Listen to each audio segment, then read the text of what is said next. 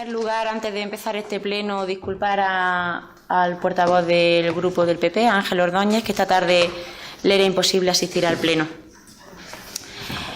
Comenzamos el pleno ordinario de 27 de abril de 2017. El asunto primero es la aprobación del acta de la sesión anterior.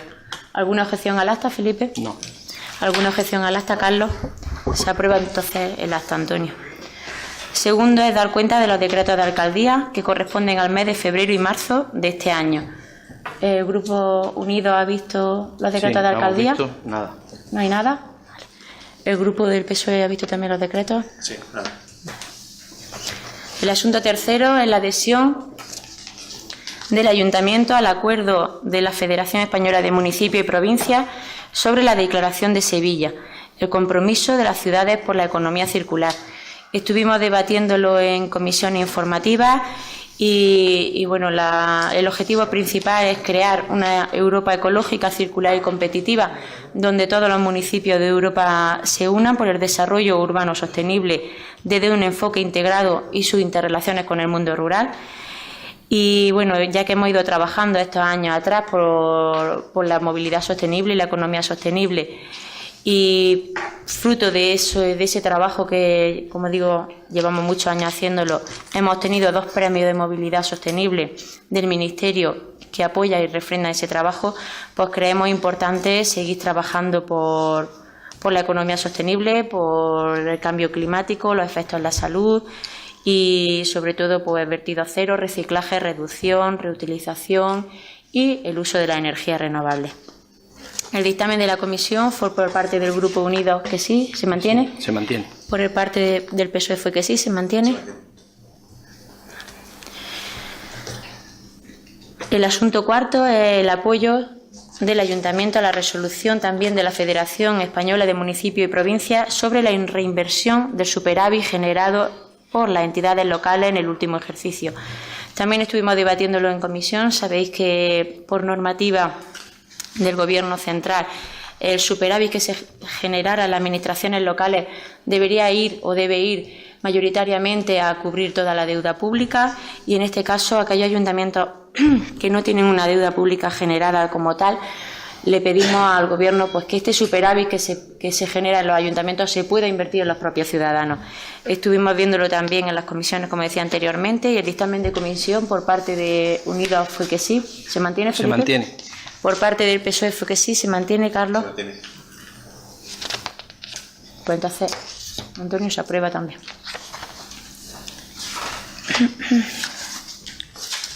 El asunto quinto se trata de la modificación de la ordenanza reguladora del impuesto sobre vehículos de tracción mecánica.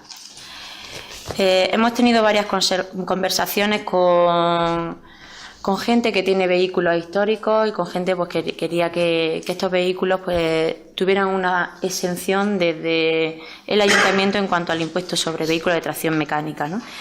De hecho, también el grupo del PP lo trajo de manifiesto al Ayuntamiento y hemos escuchado tanto al grupo como a los propios vecinos, y hemos creído oportuno pues que este impuesto sobre vehículos se rebaje, ¿no? Se rebaje para todos aquellos automóviles mayores de 25 años.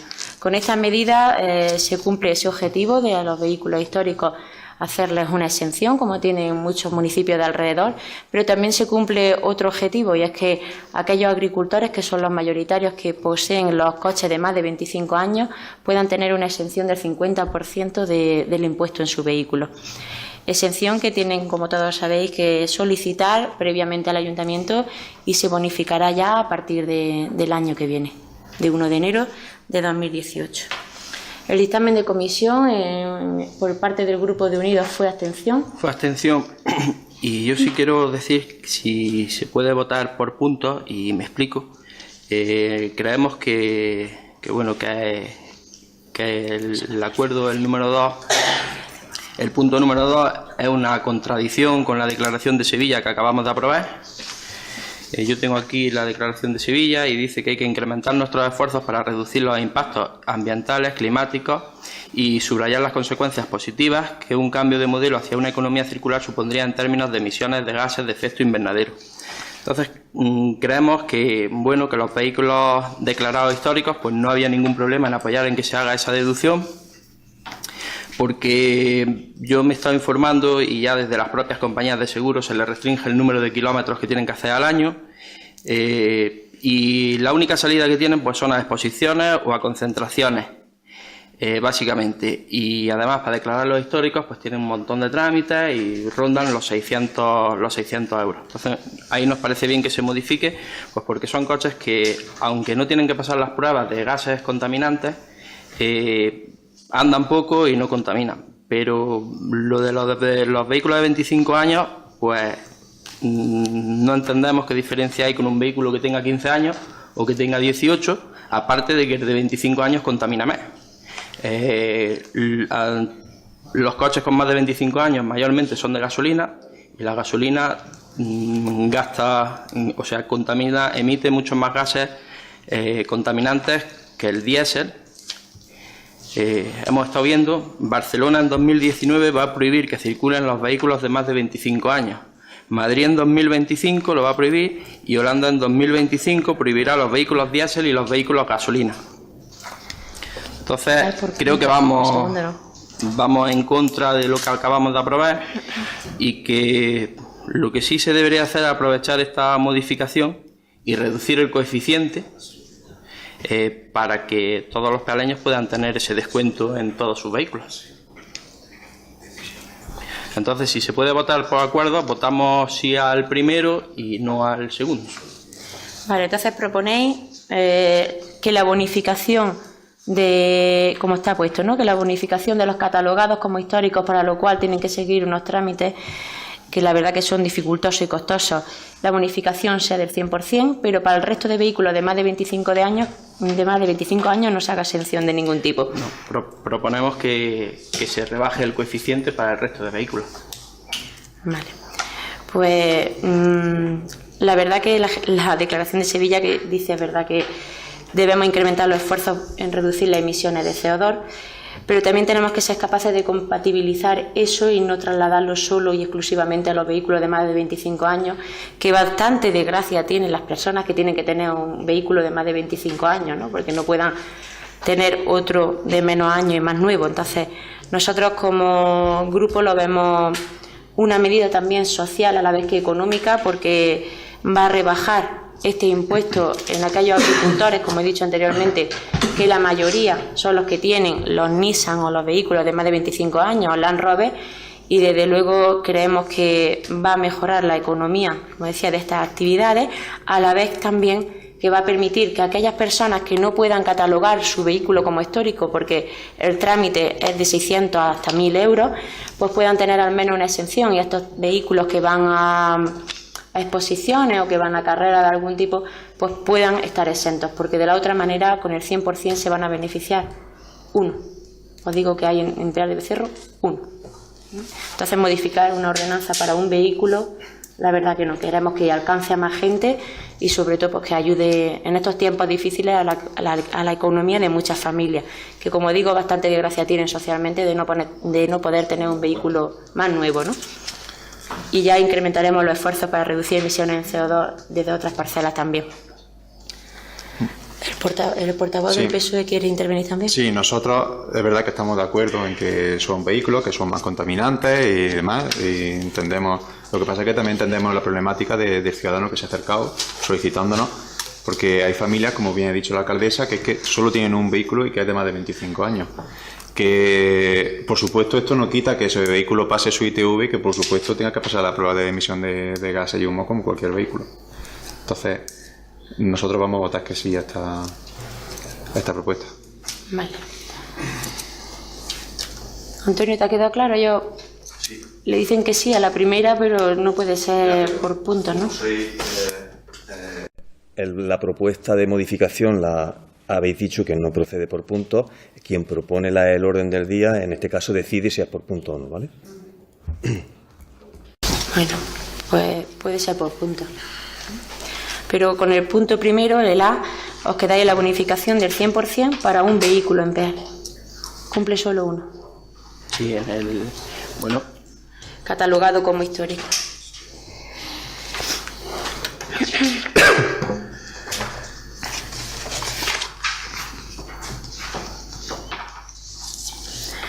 Bueno, y antes de pasar a ruego y preguntas, vamos a incluir por la vía de urgencia, si se aprueba, 3 puntos.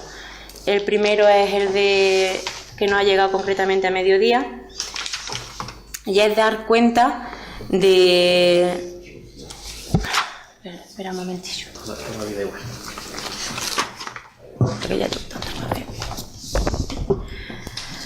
Dar cuenta del auto de desistimiento de la Audiencia Provincial de Jaén sobre el recurso interpuesto por Claudio para reabrir la sentencia de la propia Audiencia Provincial. ¿Se aprueba la urgencia? Sí, lo que yo sí quiero comentar que si te ha llegado al mediodía, pues una llamada de teléfono, porque siempre estamos igual, no tenemos ni idea, venimos al pleno y nos encontramos. Me ha llegado al mediodía y a mí me la han notificado esta tarde. Que simplemente por cortesía. Es que la vía de urgencia es esto. Una cuestión de orden. Dar cuenta de algo no necesita votarse ni declarar la urgencia. Dar cuenta de algo no necesita votarse. Pero la urgencia sí, porque no está en el orden del día. No. Si es dar cuenta, no necesita votarse ni declarar la urgencia. Eso es así. Hoy, hace 15 años, hace 10 no necesita votarse. Por lo tanto, no hay debate jamás. No debe darse debate sobre un estudio de la urgencia, no debe generar debate. Eso es otra cosa. El debate no tiene por qué dar solamente dar cuenta. Pero lo veo.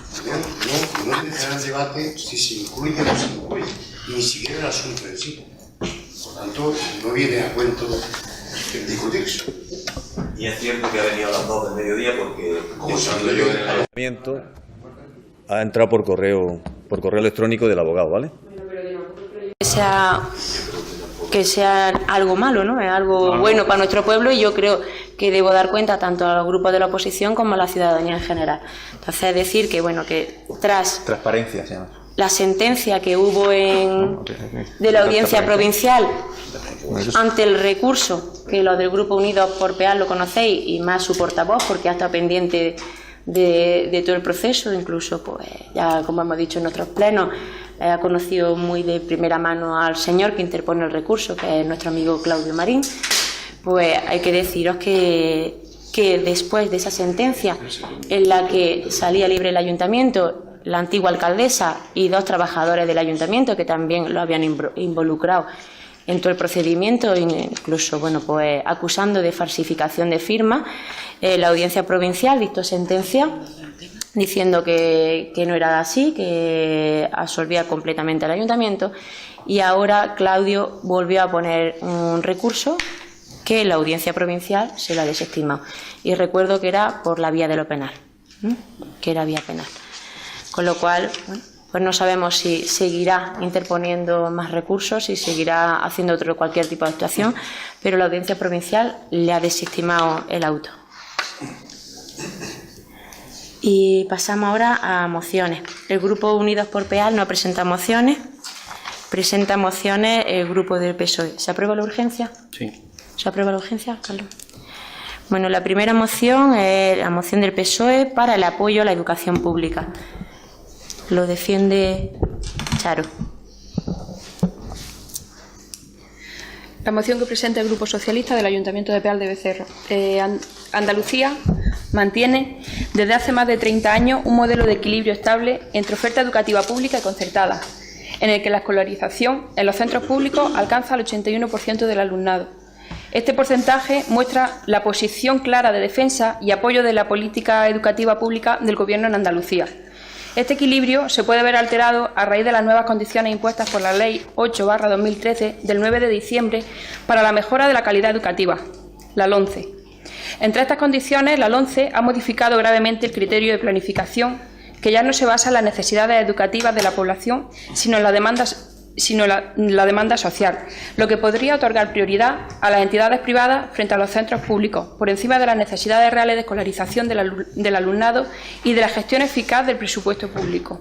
Además, la LOMCE introduce un giro hacia la privatización de la educación que la política educativa andaluza debe contrarrestar. No hay que olvidar que esta ley ha sido aprobada sin el consenso que sería deseable para una norma que afecta directamente al derecho a la educación de todos los españoles y que se destaca por su marcado carácter mercantilista, ideológico, segregador y por suponer un retroceso en los modelos educativos, entre otros aspectos. En estos momentos, en los que la educación pública viene siendo atacada, resulta necesario reforzar y proteger el modelo de educación pública, actuando para que, a pesar de la nueva normativa estatal que favorece a la educación privada, se mantenga en Andalucía bajo los principios de equidad, igualdad y pluralidad. Así, frente al simple acatamiento y aplicación de la normativa estatal, es preciso actuar desde la política y planificación educativa, evitando la supresión de unidades de centros docentes en la red pública y tratando de paliar el grave atentado normativo que puede producirse al modelo de la educación pública. Es absolutamente necesario reforzar la educación pública para compensar el daño de la LOMCE ha infligido y evitar su retroceso frente a las opciones de educación privada. El modelo de educación pública se define por su carácter universal, equitativo, inclusivo, democrático, integrador y no discriminatorio, compensatorio y corrector de desigualdades sociales, atendido por profesorado perfectamente cualificado y que garantiza una educación realmente gratuita para todo el alumnado. Este modelo de educación pública debe ser también modelo de calidad y de éxito, de tal manera que sea la referencia preferente de la ciudadanía para la escolarización del alumnado. Por todo ello, desde esta corporación municipal se insta al Gobierno de la Junta de Andalucía a poner en práctica medidas de incremento del prestigio, de refuerzo, del apoyo e incremento de la calidad de los centros docentes públicos, tales como las siguientes: incrementar el éxito educativo del alumnado, mejorar las tasas de rendimiento escolares y disminuir el fracaso y abandono escolar, aplicar el plan de éxito educativo aprobado por el Consejo de Gobierno de la Junta de Andalucía, implementar enseñanza bilingüe en aquellos centros que aún no la poseen. Es sin duda un ingrediente esencial para atraer a la familia a la escuela pública, ante la necesidad imperiosa de aprender idiomas en la sociedad actual. Incrementar progresivamente la escolarización en educación infantil, como medida para la educación temprana y refuerzo de la base del futuro escolar.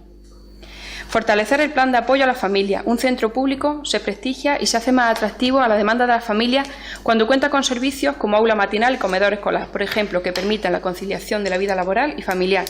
Para ello resulta necesario de manera concreta el incremento del número de plazas en los comedores escolares públicos. Incidir en las herramientas, recursos y actuaciones para mantener y reforzar la consideración de los centros docentes públicos como espacio de convivencia positiva, para la prevención de situación de acoso, para el cumplimiento efectivo de normas de convivencia y para incrementar la seguridad y el bienestar de todos los miembros de la comunidad educativa. Atender adecuadamente a la dotación de equipamientos, recursos tecnológicos y material pedagógico a los centros docentes públicos, mejorando la infraestructura y las instalaciones. Incrementar progresivamente las plantillas docentes y la estabilidad de las mismas, así como dotar de suficiente personal de administración y servicios de los centros docentes públicos, de tal manera que sean adecuadamente atendidas las actuaciones con el alumnado con necesidades educativas especiales, los programas bilingües y los servicios administrativos en dichos centros, además de reforzar las medidas de atención a la diversidad del alumnado. Por todo lo anteriormente expuesto, el Grupo Socialista del Ayuntamiento de Peal de Becerro propone para su aprobación los siguientes acuerdos: apoyar la propuesta de la Junta de Andalucía de aumentar en más de 2.400 plazas la plantilla de docentes para el curso 2017-2018 y reclamar la necesidad de un pacto político-social por la educación, así como de una nueva ley educativa surgida del consenso entre los distintos grupos políticos y la comunidad educativa. Muy bien, Charo. ¿La defiende? Pues yo lo que pasa es que en algo más de 35 años llevamos 7 reformas en la ley de educación. Seguramente sea el récord del mundo. Y si le sumamos los 17 sistemas educativos por reinos de taifa, ya me diré. Si vemos el último informe PISA, vemos que los países con mejores resultados suelen ser los que a su vez tienen mayor estabilidad legislativa. El último informe PISA arroja que Castilla y León, Madrid y Navarra ocupan los primeros puestos a nivel nacional en las 3 áreas examinadas, frente a Extremadura, Andalucía y Canarias, que se sitúan a la cola. De aquí lo de los 17 reinos. Es un error esperar de grandes reformas legales grandes resultados. Desde nuestro grupo pensamos que los ciudadanos no pueden ser rehenes de las ideologías políticas del partido de turno que llega al gobierno y quiere dejar su huella cambiando la ley de educación. Vamos a apoyar la moción porque nos parece asumible y sobre todo necesario el aumento de las 2.400 plazas. Pero también tenemos claro que lo que nos dicen forma parte del juego político del PSOE contra el PP y no de una preocupación real por la escuela pública. La concertada en Andalucía está siendo tan beneficiada como en otras comunidades donde gobierna el PP. Cuando la Junta de Andalucía recorta, no es porque lo mande el PP, sino porque quiere. Y aprovecho para decir algo que poca gente quizás recuerde a día de hoy, excepto algunos afectados, los recortes a los funcionarios, incluidos lógicamente los de los profesores de la pública. Incluyeron una paga extra que les quitó el Gobierno central y 4 medias pagas que solo perdieron los funcionarios andaluces. En el resto de comunidades la paga extra perdida se recuperó hace ya tiempo. En Andalucía se ha recuperado el 75% de esa paga extra y no recuperan el resto hasta febrero del 2018. Y las otras dos pues no saben si las van a recuperar. Ya yo digo, ¿saben porque la moción nos lo dice? ¿Saben cómo se apoya a la educación pública? Porque no vamos a ser siempre nosotros los demagogos.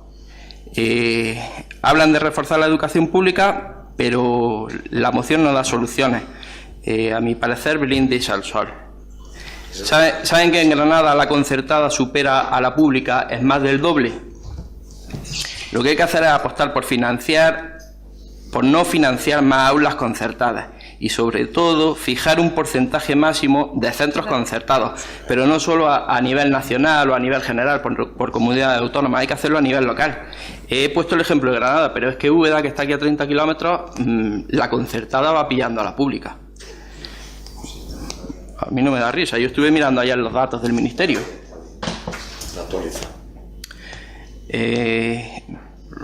Creo que ¿por qué no se fijan cuotas de niños socialmente desfavorecidos o con necesidades educativas especiales en la concertada para que la escuela pública no se convierta en un gueto? ¿Por qué no se impide la selección del alumnado, a veces con donaciones supuestamente voluntarias? Habría que impedir la obligatoriedad del uniforme o los pagos contrarios a la enseñanza, ya que esa es una de las formas de la selección de alumnos. Y si verdaderamente se quiere apostar por la pública, hay que no renovar conciertos donde la pública peligre. Hay que cubrir las bajas del profesorado desde el día 1 en el que se produce esa baja y no esperar al día 15. Hay que no recortar presupuestos, o mejor aún, lo que hay que hacer es incrementar los presupuestos que se han visto disminuidos, aumentar las partidas del gasto corriente y profesorado y eliminar las de chiringuitos políticos. Todo esto sí lo puede hacer la Junta de Andalucía sin esperar a ninguna reforma a nivel nacional, y entonces se estaría apostando por la educación pública. ¿Y saben qué es lo que falta? Voluntad política. Y claro que hay que llegar a un acuerdo político para legislar con una norma que dure, pero que dure al menos 20 años, que no cada vez que llegue un gobierno de turno la cambie porque quiera dejar su huella. Entonces una ley a 20 años vista se podrá evaluar si funciona o no funciona.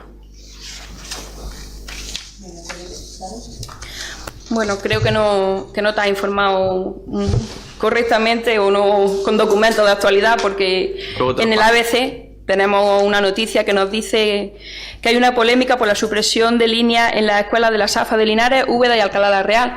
Además, no solo esto, si te das una vuelta por Úbeda, por Linares, se pueden ver banderas verdes con un lazo apoyando los colegios concertados en Linares y en Úbeda, y no creo que eso sea por gusto. Supongo que será porque la Junta de Andalucía está quitando plazas de colegios concertados en favor de favorecer la educación pública. Te lo puedo demostrar con datos que el PSOE en Andalucía está apostando por una educación pública que, gracias a la regulación autonómica que hace de la LOMCE, ha evitado que salgan de nuestro sistema educativo 6.400 profesores especialistas, que Andalucía se reafirma en que sacará adelante una oferta de empleo público en 2017 con más de 2.400 plazas. Siempre se ha convocado oposiciones a la máxima tasa de reposición que nos ha permitido el Estado. Andalucía no aumentó la ratio en el Estado cuando el Estado se animó para hacerlo, y esto protegió 3.500 puestos de trabajo. Las ratios en España están en 30 en primaria, 36 en secundaria y 40 en bachillerato.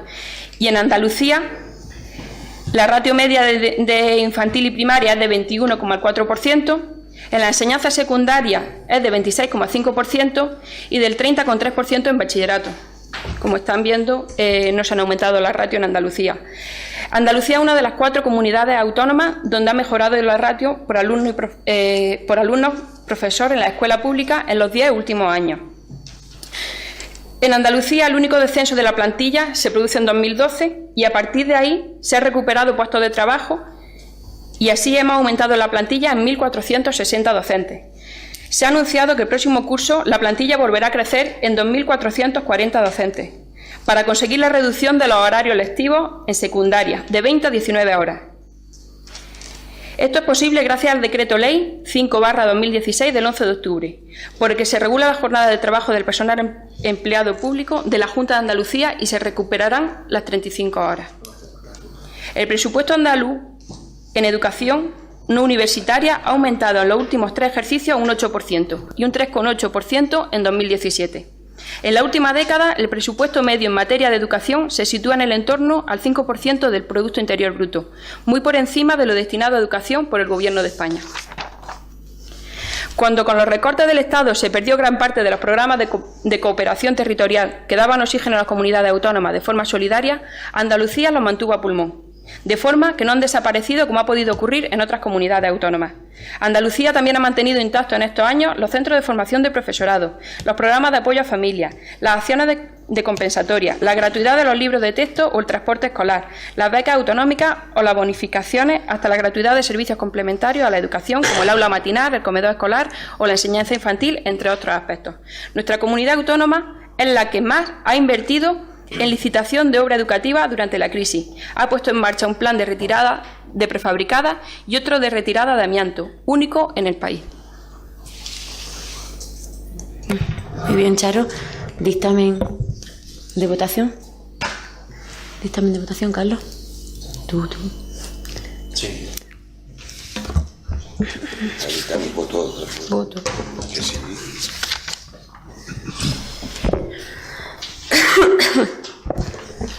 Moción ahora también del PSOE relativa al impuesto sobre sucesiones y donaciones. La defiende Carlos, el portavoz. El impuesto de sucesiones y donaciones es un impuesto estatal cedido a la comunidad autónoma y ligado al sistema de financiación autonómica. El Estado debe establecer medidas de compensación a favor de las comunidades autónomas cuando se adopten medidas que puedan afectar a los tributos cedidos que integren el sistema de financiación. Como consecuencia de la descentralización fiscal, la tributación autonómica del impuesto de sucesiones y donaciones ha dado lugar a asimetrías que han propiciado el llamado dumping fiscal. Un perjuicio al principio de equidad en la financiación de los servicios públicos esenciales. La cesión del impuesto de sucesiones y donaciones es parte del modelo de financiación de la educación y la sanidad. Algunas comunidades autónomas han usado su capacidad tributaria para reducir sus ingresos y con ello deteriorar los servicios públicos, justificando así su privatización, al tiempo que ejercen una competencia desleal en materia tributaria con el resto de comunidades. En Andalucía se ha modificado el impuesto de sucesiones para hacer más justa la tributación de las clases medias. Así, desde el 1 de enero de 2017 se ha aumentado el mínimo exento para las herencias recibidas de parientes directos de 175.000 a 250.000 por heredero. Además, se han incorporado al impuesto de sucesiones nuevas reducciones por herencia de vivienda habitual para cada uno de los parientes del fallecido, que también hubiese convivido con él durante los 2 años anteriores al fallecimiento. El asegurar que el impuesto de sucesiones y donaciones grava 2 veces lo mismo es absolutamente falso, ya que se gravan hechos imponibles distintos y al que fueron sometidos sujetos pasivos distintos y con capacidades de pago también diferentes. Una de las confusiones más habituales sobre lo que se paga al heredar es el no distinguir el impuesto de sucesiones de la plusvalía. Muchas herencias que se quedan completamente bonificadas del impuesto de sucesiones se enfrentan a cuotas tributarias moderadamente elevadas en el impuesto sobre la plusvalía. Hay que desterrar también la idea de que el pago del impuesto de sucesiones sea causa de renuncia de herencia. Si no, no se entendería que en comunidades autónomas que presumen de haber prácticamente suprimido el gravamen, también haya aumentado la renuncia. La campaña tóxica llevada a cabo por distintos sectores con intereses partidistas se encuentra con la dura realidad de los datos, como que solo el 7% de las herencias pagan, la de aquellos que más tienen, y en el caso de parientes directos solo el 2%. Por todo ello, lo anterior expuesto, el Grupo Socialista del Ayuntamiento de Peal de Becerro propone para su aprobación los siguientes acuerdos. Solicitar al Gobierno de España que lleve a cabo una armonización real del impuesto de sucesiones y donaciones a escala nacional. Esto sería al amparo de sus competencias normativas en materia tributaria y mediante un Real Decreto Ley que acabe con la asimetría legislativa y hasta que no se define y aplique un nuevo modelo de financiación autonómica. Solicitar al Gobierno de España que aplique el principio de lealtad institucional consagrado en el artículo 2 de la LOFCA, que determina que el impacto negativo que puedan suponer las actuaciones legislativas del Estado en materia tributaria sean objetivo de valoración por el Consejo de Política Fiscal y Financiera de las Comunidades Autónomas, con su correspondiente compensación. Instar al Gobierno de España a reformar el sistema de financiación autonómica para hacerlo más justo y capaz de garantizar el dinero suficiente para cubrir los servicios públicos. Muy bien. ¿Lo defiende? ¿Quién lo defiende? Yo. José Luis. Bueno, pues antes de defenderlo, sí me gustaría, defenderlo. Me gustaría ver si me podía hacer una aclaración. El hecho de la armonización, ¿qué es lo que pretende? ¿Aumentar los mínimos exentos y las bonificaciones en el resto de comunidades autónomas? ¿O que las comunidades autónomas que más bonifican y que tienen un mínimo exento más elevado se adecúen a las que menos bonifican y a las que tienen un mínimo exento más bajo? ¿En qué sentido iría la armonización? Esto no es un debate, haga usted su exposición y yo hago la mía después. Déjalo que intervenga y después intervenir tú. Eso. Es que en función de eso tenemos que saber si armonizamos para subir o armonizamos para bajar. Creo que usted conoce de sobra el funcionamiento de un pleno. No hace falta que eso explique ahora, ¿verdad? Muy bien. Vale. Venga, José Luis. Va de interrogatorio. No, hombre, es por precisar. Haz tu posición. Sí, a mí una vez más, mire, la exposición de motivos me parece bastante desafortunada. En primer lugar, porque asimetría hay muchas, no solo en el terreno fiscal, hay en cuanto a educación, hay en cuanto a sanidad, hay muchísimas asimetrías en lo que es un Estado descentralizado, en lo que son un Estado como este de comunidades autónomas. Pero no podemos ser los más autonomistas del mundo y a la vez lo contrario. Cada comunidad autónoma hace lo que cree conveniente con sus tributos propios y con sus impuestos que los tiene cedidos, y es perfectamente legítimo. Igual que nosotros podemos tener muchísimos tributos propios, la mayoría, sobre todo en temas medioambientales, aunque ahora tengamos, por ejemplo, un ayuntamiento que está bonificando a aquellos vehículos que más contaminan. Cíñase a la moción, por favor. Me estoy ciñendo a la moción, estoy hablando de bonificaciones. El otro punto ha sido tratado ya completamente. Estoy hablando de bonificaciones. Bueno, parece que puede hacer perfectamente cada comunidad autónoma lo que crea conveniente con sus tributos propios y no tener nadie que venir a decírselo. Entonces, si hay comunidades autónomas que lo que están pretendiendo es que su comunidad autónoma sea más atractiva fiscalmente para precisamente preservar ese capital que tiene dentro o para que algunas empresas se implanten dentro, hemos de criticarlo. Bueno, nosotros también podemos coger perfectamente y tener tributos más altos y tener tipos más altos para mantener una administración muy ancha, con muchas empresas públicas, con muchas fundaciones, con muchas agencias que tienen contento a la gente. Ustedes llaman dumping fiscal, pero no tiene efecto del dumping fiscal, ni mucho menos. En primer lugar, porque no ha habido ese trasvase de capitales, ese trasvase que tanto dicen de que se van 40.000 personas para allá, ni mucho menos. No se han ido tanta gente, es decir, no hay ese trasvase de capital para llamarlo dumping fiscal y para llamarlo competencia desleal. No es una competencia desleal, ni mucho menos. Y le digo una cosa, las rentas más altas han estado también en esas comunidades durante mucho tiempo. De hecho, el año pasado conocimos una estadística de las rentas por municipio y de los 20 municipios más pobres, 10 son de Andalucía. Y de los 20 municipios más ricos, 10 son de Madrid. Eso era hace 40 años y es ahora. Y no es debido al impuesto de sucesiones y donaciones. No existen esos efectos del dumping fiscal. También es mentira que afecten a los servicios públicos. ¿Saben cuánto supone para las arcas andaluzas, para la Junta de Andalucía, en su presupuesto de ingresos en impuestos de sucesiones y donaciones? Algo más de un 1%, un 1,25%. ¿Y cuánto cuesta mantener los servicios públicos básicos? ¿Cuánto cuesta mantener la educación? ¿Cuánto cuesta mantener la sanidad? Muchísimo más de ese 1,25%. Pero es que por esa misma regla de tres, deberíamos de decir que aquellas comunidades autónomas que tienen mayores reducciones, mayores deducciones, por esa regla de tres gastarían menos en sanidad y en educación. Pero fíjense que Extremadura y Andalucía, que son las que tienen un mínimo exento más bajo y las que tienen menos reducciones y menos bonificaciones, son las dos comunidades autónomas que menos gastan per cápita en sanidad. Las dos menos. No se ría. No se ría. ¿Cómo que no? Son las dos que menos. Es así la joya de la corona. Bien. Esto muchas veces siempre se hace en pos a la justicia social, ¿no? y a la redistribución. Oye, ¿de verdad es de justicia social castigar a los ahorradores? ¿Eso es de justicia social? ¿Castigar a los ahorradores?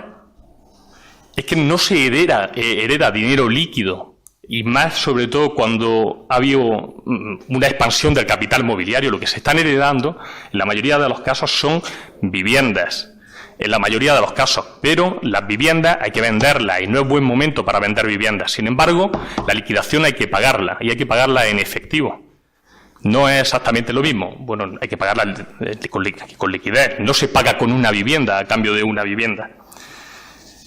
Y no es algo tampoco que pertenezca nada más que afecte a familias adineradas que se van a Madrid por no pagar impuestos, porque tampoco es tan sencillo, porque es que de verdad hay que irse, porque todo el mundo sabe que ese tipo de cosas se persiguen. Si tú coges y te empadronas en otro sitio y luego en el fondo resides en otro para hacer una evasión fiscal, se persigue, igual que se está haciendo con el impuesto de transmisiones patrimoniales, y se te miran las facturas de agua, las facturas de luz, para ver si has tenido un consumo, para ver si has estado viviendo en esa vivienda. Se mira todo, igual que se miran las deducciones por vivienda habitual en la declaración de la renta. Se persigue, no es tan sencillo, no todo el mundo es capaz de coger y abandonar su comunidad autónoma e irse a vivir a otro sitio. Cuando hablan de que se calcula en base al valor de mercado, eso también es incierto, y que se lleva haciendo ajustes desde el año 2008, totalmente incierto. Mire, en Pear de Becerro, que es el caso que nos ocupa, esos índices correctores de la Junta de Andalucía, en el año 2007 era un 2,70, es decir, que el valor catastral se multiplica por ese 2,70. En el año 2008, un 3. En el año 2009, otro 3. En el año 2010, un 3. En el año 2011, un 3. Y en el 2012 ya baja al 2,90. Es decir, durante 5 años que ha estado bajando el mercado inmobiliario, se ha estado manteniendo exactamente el mismo índice corrector. Así que aquí la moción también está mintiendo. De hecho, el Defensor del Pueblo andaluz y el Defensor del Pueblo a nivel estatal, en su último informe, así lo dicen, que está habiendo muchas quejas de vecinos porque cuando hacen las liquidaciones, también la del impuesto de transmisiones patrimoniales, que se utiliza el mismo índice corrector, dicen que lo que suelen poner en el valor de la adquisición de la vivienda, el valor por el que han pagado en verdad, y que luego viene una liquidatoria aparte en el que te dicen, no, es que es tanto por esto. Eso es lo que pasa. Entonces lo que se le hace a esas familias es vender a un precio tirado su vivienda para poder hacer frente, sus propiedades, para poder hacer frente a ese impuesto. Efectivamente, el hecho imponible, pues sí, está perfectamente diferenciado, es decir, no tenemos por qué decir que sea una doble tributación, pero sí una plurimposición, porque miren, a la propiedad se le paga, se paga IBI, se paga impuesto de transmisiones, se paga plusvalía también, se paga impuesto de patrimonio. Hombre, yo creo que no está mal ya también, ¿eh? Y en cuanto que es una campaña tóxica, pues sí es cierto, se ha hecho campaña de un 1% de los ingresos. Se podía haber hecho del IRPF, ¿no? Hubiera sido más importante, pero se ha hecho campaña de un impuesto en el que no se recauda tanto, posiblemente de una forma interesada. Pero oye, es que la contestación de la Junta de Andalucía es utilizar dinero público para emprender una campaña publicitaria para intentar ganar esa batalla partidista. Eso ha sido lo que ha hecho la Junta de Andalucía. Entonces, yo prefiero que se gaste menos dinero en campañas publicitarias, que somos muy dados a eso, y que se intente abaratar un poco los impuestos a la gente. Entonces, en conclusión, que no nos gusta la exposición de motivos, que ya se lo he dicho, que si dentro de esa armonización es precisamente para que el mínimo exento suba en el resto de comunidades autónomas y para que haya más reducciones y más bonificaciones, nos parezcamos a las comunidades autónomas que así lo hacen, pues votaremos a favor. Si no es así, no votaremos a favor. Y ya que pedimos que se reforme el sistema de financiación y que sea más justo, si de verdad queremos ser más justos, deberíamos de pedir que se eliminase el concierto vasco y navarro. Eso sería, sí, ríase, pero eso sí sería justo. Lo demás, ¿sabe lo que es? Hacer más política del impuesto de sucesión y donaciones, que es un 1%, que no es ninguna buena. Muy bien, José Luis. Es usted el que se está riendo. Es usted el que se está riendo. ¿Puedo intervenir? Intervenga. Carlos tiene la palabra. Vale. Decía que es un impuesto que paga por los ahorros, ¿no? Falso totalmente. Este impuesto no grava precisamente por los ahorros. Este impuesto no grava la acumulación de riqueza, sino la transmisión de la misma. O sea, que afecta a hechos imponibles distintos a los que ya han tributado por IRPF. Y además, en Andalucía, solo por encima de 250.000 euros por sujeto pasivo. Un 2%, como decía la moción. Una auténtica minoría. Es verdad, como usted ha dicho, que la gente nos dice que hay un éxodo, ¿no?, a otras comunidades. Es verdad, usted mismo lo ha reconocido. Es totalmente falso. De 2008 a 2016, a Andalucía se ha mudado casi 400.000 residentes de otras comunidades. Por tanto, no creo que sea motivo, ¿no? Para ir a datos que tenemos más cercanos, mira, en el año 2016, de los 29.647 contribuyentes que liquidaron este impuesto en la provincia de Jaén, solo 557 herederos directos tuvieron que pagar algún tipo de impuesto de este tipo de impuestos, sucesiones. Estamos hablando de un 1,8% del total de herederos cercanos, primeros herederos. Si nos vamos a herederos más lejanos, ya la verdad que nos metemos en un 7%. Es decir, que es que el 93% no tuvo que pagar el impuesto de sucesiones. Esta campaña que se ha hecho se está defendiendo a una minoría, a los que más tienen y a los que más heredan. Y por eso quieren quitar un impuesto que es el impuesto para ricos, un impuesto totalmente para ricos. En la herencia hay gastos derivados que nada tienen que ver con este tipo de impuestos. Tenemos, como usted bien ha dicho, tenemos plusvalía, tenemos también gastos de notaría, tenemos gastos de registro, gastos de gestoría y asesoría. Esos índices correctores que usted decía que habían subido y bajado también se le aplica a estos impuestos, no solo a la plusvalía. Los impuestos está claro que son un instrumento necesario para la política pública. Los impuestos financian educación, financian becas, sanidad, ayuda a dependientes o las políticas sociales. El PSOE siempre ha defendido que esos impuestos se apliquen con criterios de progresividad. Es decir, que paguen más quien más tiene y quien más hereda.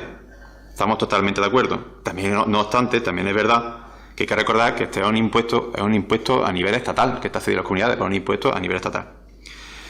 Nosotros lo que pretendemos lo más lógico sería que todas las comunidades tributaran el mismo impuesto, por supuesto que sí. Pero también sería muy lógico que todas las comunidades recibieran lo mismo. Tampoco tenemos ningún tipo de problema en que se elimine. Recuerdo que es un impuesto estatal, cuya gestión está cedida a la comunidad autónoma. Esto significa que la comunidad no puede eliminarlo. Por lo tanto, tiene que ser el gobierno el que tome esa decisión de suprimirlo. Y, en consecuencia, pues, el propio gobierno que tome esa decisión de suprimirlo tendrá también que compensar financieramente a las comunidades autónomas. ¿Vale? Entonces, ¿sentido del voto? No. ¿Sentido del voto por parte del PSOE? Sí. Me voy a ponerlo esto.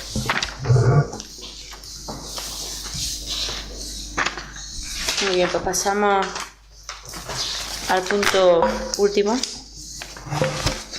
que es ruego y pregunta. ¿Tiene ruego y pregunta? Yo quiero preguntar ahora, últimamente se han puesto árboles, se han puesto macetas y han comprado ordenadores. Quería saber si se pide presupuesto a todas las empresas del pueblo, si pueden comparar, si hacen las más ventajosas o se elige a quien se le compran y ya está. Otra es que en el polígono, ya dijimos en el pleno anterior, solicitamos que se pusieran contenedores y nos dijo que a ver dónde hacían falta. Bueno, dicen que en la zona donde está Cristóbal Lorente y Los Hierros y José Chillón, pues que tienen solo un contenedor y que lo llenan y les falta. Y otra pregunta es sobre la ordenanza, el punto que coge que hay que solicitar permiso a los vecinos para pegar carteles en sus escaparates o fachadas o puertas. Quería preguntar si los carteles que tienen el escudo del ayuntamiento, que pone que organiza el ayuntamiento cuenta con el permiso y la autorización de los vecinos y cómo se pide esa autorización y cómo la da el vecino. Y la última es que no sé si fue en el último pleno o en el anterior, le dije lo de los gatos en la calle Cercado y le dije irónicamente que había una banda y aquello le dio risa, o una panda de gatos o algo de eso dije. Una plaga. Una plaga, pues aquí tengo la foto de una noche que pasé por allí, le eché la foto y si no hay 9 hay 10 gatos. Pero es que varios días he pasado y están espachurrados por la mañana, hay gatos espachurrados allí. O sea que aquí tiene la foto por si quiere, como decía que no había habido quejas. Ya está. Vale, ¿algo más? Sí. No sé si tiene conocimiento que la empresa que explota el producto Toya Tumba Principesca no está cumpliendo el servicio. No sé si se tienen conocimiento, si lo ha abandonado directamente. Lo que sí es cierto que llevamos varias semanas, esta última no se ha abierto, pero las anteriores, que vecinos han estado llamando incluso por teléfono a los 2 teléfonos móviles y no se coge en ningún momento el teléfono. Entonces no sé si se va a tomar alguna medida o es que ha cambiado la situación, porque de luego no la conocemos. Lo que sí es cierto es que ha estado cerrado.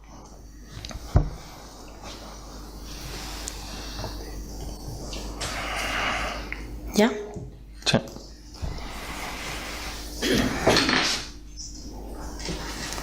Bueno, empiezo por Felipe. En cuanto a los presupuestos, si pedimos presupuestos cuando vamos a comprar maquinaria, vamos a comprar arbolado, vamos a comprar cualquier tipo de suministro, claro que pedimos presupuestos. En cuanto a los contenedores del polígono industrial, nos lo dijiste en el pleno pasado, e incluso uno de los afectados ha hablado con una concejala nuestra y ya se pidió el contenedor.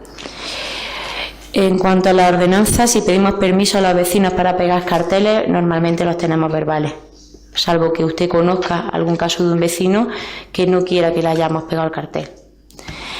Y en cuanto a los gatos de la calle Cercado, como también nos lo dijeron en el anterior pleno, hemos hecho el llamamiento a Resur para que vea si hay una plaga de gatos, igual que había plagas de ratas o de ratones. Y en este caso pues no han encontrado gatos. No quiere decirse que se acumulen gatos, que puede ser que se acumulen. Y en cuanto a la empresa que explota las tumbas principescas, ya no la está explotando. Presentaron una rescisión de ese contrato en el mes, creo recordar que fue, si no me equivoco, marzo, y estuvo cerrado, las tumbas principescas estuvieron cerradas un fin de semana. El fin de Semana Santa, del Domingo de Ramos, se abrió. O sea, el anterior, el único fin de semana que han estado cerradas. Y ahora mismo he contratado a una persona abriendo... Pues ahora me he dado la casualidad de que cuando yo he ido está cerrado. O sea, pues espera, Antonio. ¿Qué te digo? Ahora mismo hay una persona contratada. Si usted dice que estaba cerrado, porque esa persona está faltando a su trabajo. No, lo cual creo que no sea. No he dicho eso es tergiversar. No he dicho eso. He dicho que ha dado la casualidad. He dicho que ahora no, pero que hace una semana ha estado cerrado. ¿Qué semana? Dígame usted qué semana y en qué horario fue a visitar las tumbas. Inmediatamente antes de Semana Santa, pero el domingo por la mañana antes de Semana Santa no ha sido solo una semana. Creo que ya se lo he explicado usted. Ha sido varias semanas. Ha sido una semana, la semana anterior a la Semana Santa. ¿Ha ido personalmente ahí al centro? Si no he ido yo he ido una vez y ha ido gente de mi confianza, así que sí. Que venga aquí al ayuntamiento y lo diga, capaz han llamado por teléfono al ayuntamiento y le han dicho que ya no había ninguna empresa llevando eso. No, ir personalmente. Y es verdad que no hay ninguna empresa llevando eso, una persona contratada. Y no le han dado contacto de ninguna persona, así que... Hay una persona contratada. Es que es muy fácil hacer acusaciones al aire y las personas que trabajan no podemos estar cuestionando o dudando de su trabajo. Sí. Tergiversar es lo que están haciendo ustedes. ¿Alguna cosa más? Por parte del público, ¿algún ruego o pregunta? Yo, a raíz del tema este de la Cámara, tengo que decir que ha estado cerrada 2 semanas. ¿Algún ruego o pregunta, por favor? No es exposición pública, es un ruego o pregunta. Quería decirle que, aunque sé que no tengo mucho aprecio...